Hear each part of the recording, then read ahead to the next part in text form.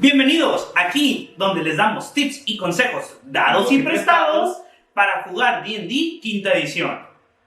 El día de hoy, este programa, vamos a hablar de lo que son las reglas, el RAW, el Homebrew y el Flavor, cómo usarlas y cómo hacerlo un poco más ameno para todos los jugadores de la mesa.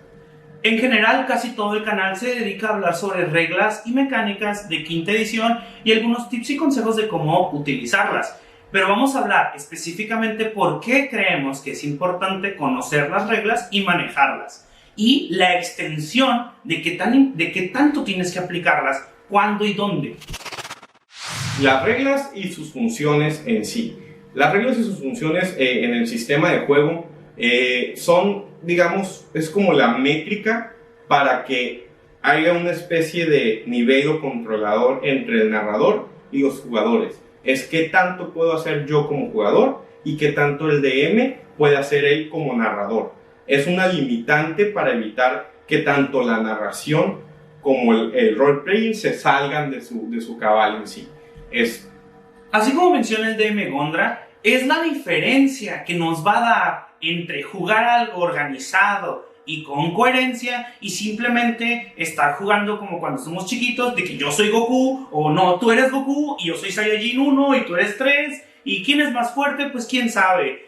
¿Quién disparó primero, ¿no? ¿El policía o el ladrón? Exacto. Para eso son las reglas, son para que tú como jugador tengas una digamos, mecánica o forma de decirle a tu DM, es que sí puedo hacerlo porque aquí dice que mi mono sí puede hacerlo, y el DM pueda sí o no decirte, es que no puedes hacerlo porque aquí dice que no puedes hacerlo. Y algo muy importante, antes de cualquier cosa, la regla específica siempre contradice la regla general. Así como menciona mi compañero DM Gondra, me gustó el concepto de es una métrica. ¿Por qué? Miren, los juegos son largos y constantes, pero no necesariamente estás esclavizado y casado con tu grupo ni con tu DM.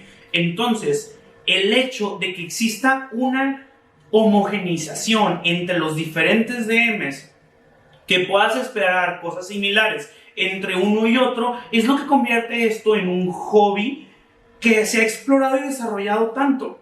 Un hobby social.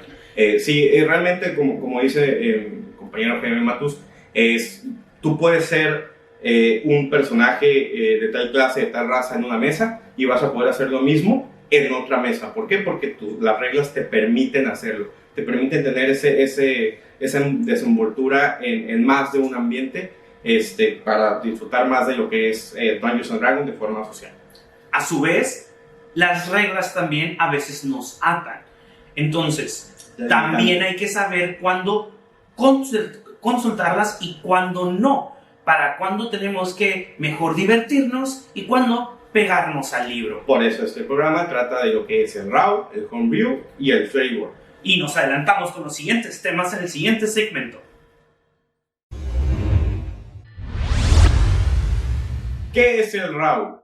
Y no me refiero a las imágenes o el manga que ustedes ven no traducido ni como hacen los dinosaurios. El RAW es unas siglas en inglés que significan Rules as Written, lo cual significa las reglas como están escritas. Entonces, últimamente, RAW es la máxima exponente de que una regla es vigente. Es donde se explica tal cual en el libro algo muy específico y está tomado dentro de este campo para ser juzgado. Al literal. Bueno, realmente el RAW no tiene mucha explicación porque es tal cual como está escrito. Sigamos con las diferentes diferencias. Diferencias entre Homebrew y Flavor. Ok, Homebrew es también una palabra en inglés que significa hecho en casa.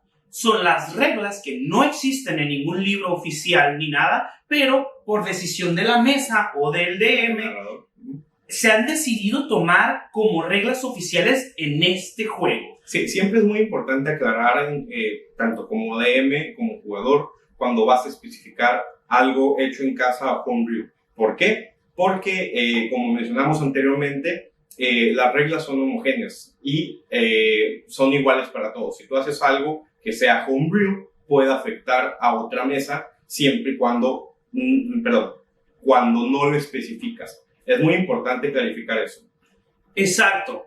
En su caso, puede ir desde detalles muy pequeños hasta detalles muy grandes, pero el detalle de Homebrew es que cambia la mecánica de las reglas normales, a diferencia del flavor o el sabor, que es simplemente aumentar la descripción de tus hechizos. En el caso de que, por ejemplo, o de la acción, no únicamente de los hechizos. Claro, de la acción, de los hechizos, de las features que tienen las clases.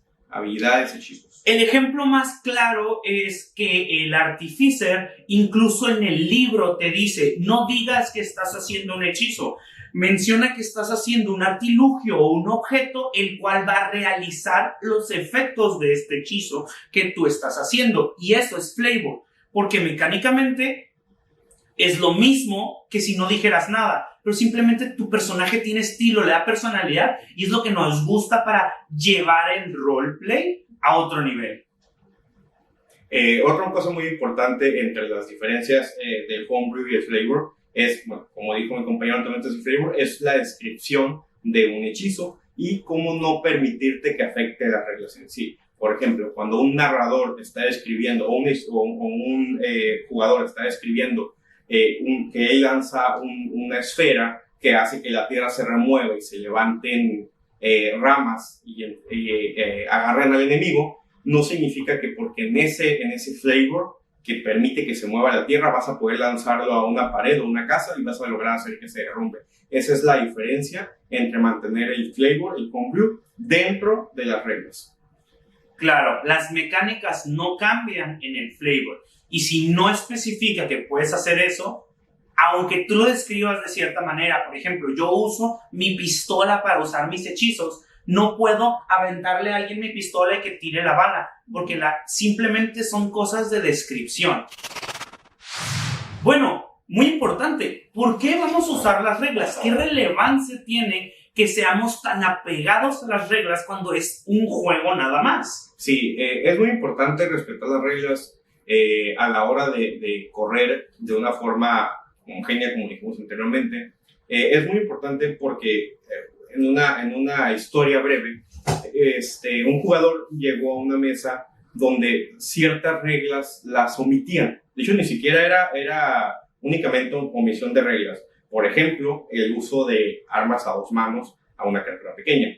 Y cuando ese jugador llegó a otra mesa, él llegó con su personaje creado completamente y súper emocionado porque era su criatura pequeña voladora con un arma a dos manos pesada. Y el otro DM le dijo, ok, no, porque una criatura es mal, no puedo usar un arma pesada. En ese momento, el jugador perdió sus expectativas y no quiso seguir jugando en esa campaña con ese DM. Ese es el problema realmente cuando alguien no aplica las reglas tal cual y no explica qué es un homebrew y que solo se va a usar así en esa mesa. Entonces lo ocurrido fue que este jugador que nunca tuvo el conocimiento completo de las reglas pasó a otra campaña donde el DM quería aplicar las reglas con todo su derecho porque es su mesa y el jugador se molestó porque no tenía el mismo desarrollo que en otro. ¿Qué es lo que sucede?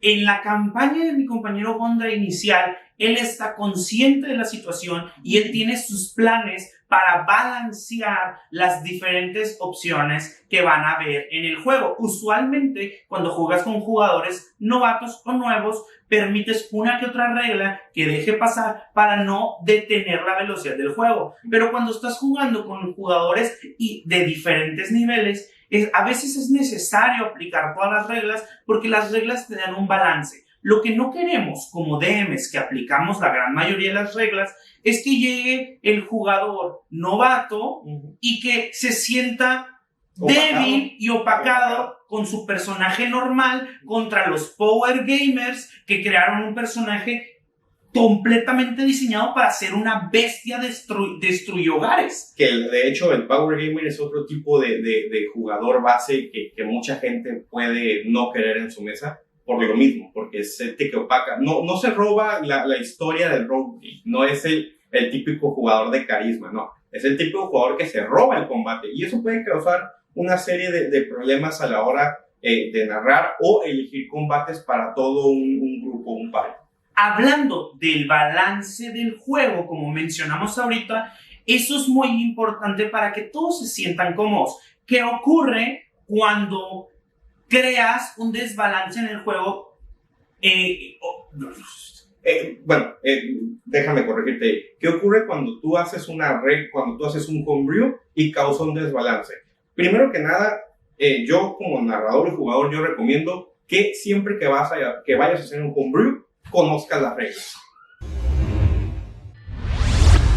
Conocer las reglas y el sistema es importante, porque si no tienes la concepción de qué tanto puedes afectar todo el balance del sistema cambiando un detalle simple, no te vas a dar cuenta qué tan lejos puede llegar las repercusiones de tus decisiones.